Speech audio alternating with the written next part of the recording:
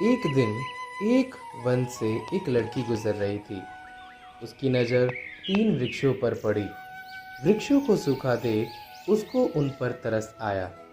तभी उसको एक सुझाव आया कि वह उनके लिए कुछ जल ले आए। वह एक एक करके तीनों वृक्षों को पानी देती है।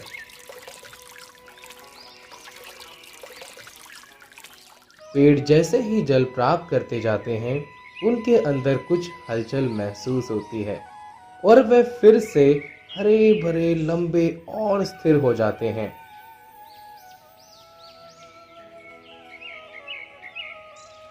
फिर कुछ देर के बाद एक चिड़िया रानी दिखाई देती है, जो कि बहुत दूर से उड़कर आ रही होती है। थोड़ा आराम करने के लिए इनमें से एक पेड़ को चुन लेती है। कुछ देर आराम करती है और फिर खाने की तलाश में उड़ जाती है। कुछ दिनों के बाद एक लालची लकड़हारा उस वन से गुजर रहा होता है। वाह, इतने शानदार और हरे भरे पेड़ हैं। इसकी लकड़ी तो बहुत मजबूत और महंगी दिखाई पड़ती है, जैसे मानो मेरे लिए ही उगाए गए हों। आज तो मैं बहुत पैसे कमाऊंगा। और वह गुनगुनाना शुरू कर देता है। चार लकड़ी दो।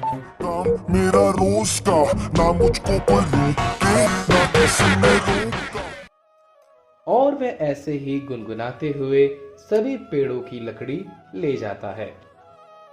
कुछ देर के बाद वही चिड़िया रानी फिर उसी जगह आती है, लेकिन एक भी वृक्ष को सही ना पाकर वह वहां से दुखी होकर उड़ जाती है।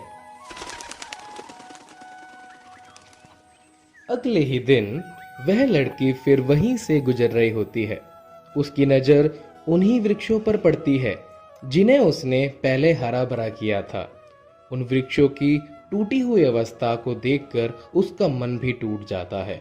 वह उस दुखद हालत में सोचती है कि इन वृक्षों को दोबारा कैसे हरा भरा किया जा सके।